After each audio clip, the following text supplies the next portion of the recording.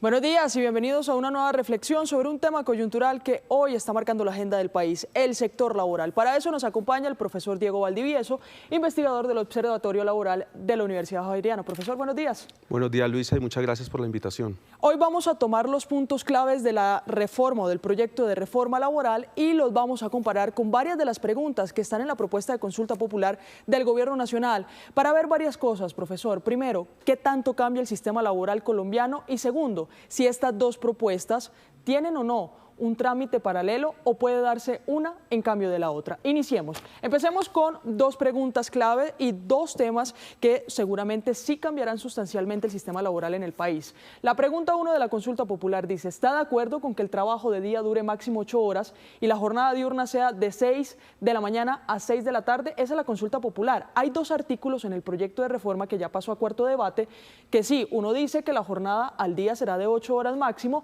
y hay un cambio leve aquí en el proyecto de reforma y dice que la jornada diurna será de 6 de la mañana a 7 de la noche, una hora de diferencia.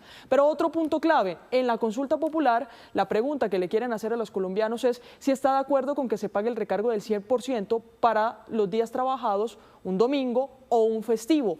En la reforma, en el proyecto de reforma, se contempló en su totalidad esta propuesta, pasar de un 75% que tenemos hoy a un 100% de recargo dominical o festivo.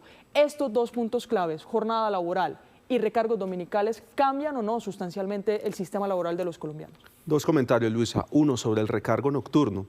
Hay que mencionar que si bien la pregunta de la consulta hace referencia que a partir de las 6 de la tarde, lo cierto es que el proyecto que venía aprobado en Cámara de Representantes con el apoyo del Gobierno Nacional ya hablaba de las 7 de la noche, razón por la cual uno podría decir que lo aprobado en la Comisión Tercera es coincidente con la aspiración gubernamental. Ahora bien, sobre el impacto, sin duda son las normas que generan mayor tensión y discusión, en particular para sectores que son muy intensos en el trabajo continuo, en el trabajo nocturno, el sector de la vigilancia, el sector hotelero, el sector de los bares, el sector de los restaurantes, puesto que se está generando un incremento significativo en relación con 2 horas nuevas que tendrían recargo nocturno y el recargo dominical que subiría no del 75 al 100, ahí quiero aclarar lo siguiente. Si bien numéricamente sube del 75 al 100, hay una reacción en lo aprobado que dice que sin perjuicio de que el trabajador mantenga el reconocimiento al pago del descanso al que ya tiene derecho. Eso equivale a un 100% adicional en términos del costo del trabajo en día domingo. Pues un costo para las empresas específicamente. Vamos con esta, los permisos. Se pedía o se pide en la consulta unos permisos para citas médicas o licencias por periodos menstruales. Al final se dio el permiso para citas médicas programadas o de urgencias y se eliminaron las licencias de periodos menstruales. ¿Son necesarias hoy en el sistema laboral? Hay que mencionar lo que no. Hay varios aspectos, tanto de la consulta como de la reforma, que buscan de alguna manera reiterar temas que ya están reglamentados, si se quiere decir, o contemplados a nivel jurisprudencial. Y esto es uno de ellos que ya tiene amplia aplicación hoy en día. Vamos a la siguiente. Entonces, este sí fue un artículo bastante debatido en la Comisión Cuarta del Senado. ¿Está de acuerdo con que los aprendices del SENA e instituciones similares tengan contratos de aprendizaje de carácter laboral?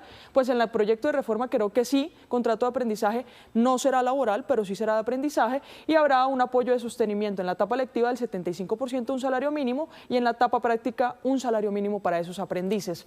¿Esto en qué beneficia especialmente a los aprendices que van camino a ser trabajadores? Hay una evolución muy importante. Hoy en día el apoyo de sostenimiento en la etapa lectiva equivale al 50% del salario mínimo, en la etapa práctica al 75%. Se sube en la primera al 75% y en la segunda al 100% del salario mínimo. Y un comentario adicional, se amplía la cobertura en seguridad social, puesto que se incluye la cobertura en riesgo pensional, que hoy en día no está para el caso de los aprendices. Pues perfecto. Voy a hacer un bloque de varias preguntas de varios sectores. Lo que tiene que ver con los trabajadores de la plataforma de reparto, que es una pregunta de la consulta popular y que ya en la reforma se dice que deben tener una relación laboral como dependientes o como independientes con la empresa, pero que además se debe garantizar la afiliación a seguridad social. Panorama parecido para lo que tiene que ver con los campesinos del país. Si bien se eliminó el capítulo de esto del jornal agropecuario, se dejaron varios artículos en donde habla de una relación laboral directa con esos campesinos, pero además un fortalecimiento del trabajo femenino rural y campesino con afiliación a Seguridad Social. Y por último, hablemos de estos sectores también muy debatidos: trabajadoras domésticas, madres comunitarias, periodistas, artistas, entre otros trabajadores informales. Hay varios artículos de la reforma que habla de formalización de esas trabajadoras, de un contrato especial para deportistas, de artistas con condiciones de subordinación deben tener una relación laboral igual que los periodistas, y de una vinculación laboral directa para madres comunitarias, pero en todo caso, seguridad social. ¿Se avanza en estos sectores con este proyecto de reforma? Luisa, sobre estos tres bloques, esos aspectos ya venían concertados en el trámite que se había discutido en la Cámara de Representantes, y la Comisión Cuarta del Senado lo que hace es traer lo que ya venía aprobado. En ese sentido, existe una plena coincidencia entre la aspiración de la consulta con lo que está conteniendo el proyecto en el estado actualmente de su aprobación. Muy bien, y vamos a la última pregunta, que tiene similitudes entre los dos documentos o las dos propuestas. ¿Está de acuerdo con promover la estabilidad laboral mediante contratos a término indefinido como regla general?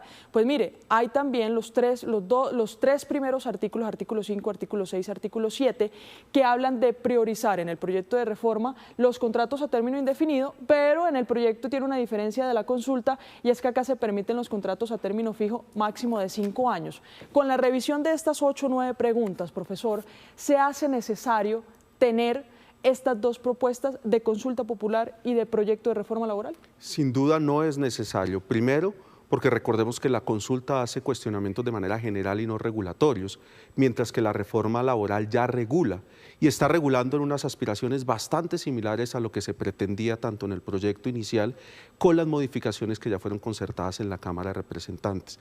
Entonces diría no solo que no es necesario, sino que es mucho más pertinente y completo hacerlo a través del vehículo legislativo que está utilizando el Senado de la República. Pues, profesor Valdivieso, muchas gracias por estos minutos aquí en el tablero, en Echemos Lápiz con Noticias Caracol. Muchas gracias, Luisa. Pues bueno, las conclusiones de uno de los expertos que además desde el observatorio también han llevado propuestas para el proyecto de reforma laboral, y coinciden todos en que el proyecto de reforma laboral en el legislativo es un trámite muy completo con el que se puede avanzar en los cambios al sistema laboral colombiano. A Luisa y a su invitado, gracias. Sin duda, la prueba de fuego para este proyecto de reforma la tendrá la plenaria del Senado, donde los consensos deben ser protagonistas, Nicolás. Antes del 20 de junio tienen que definir la suerte de la reforma laboral.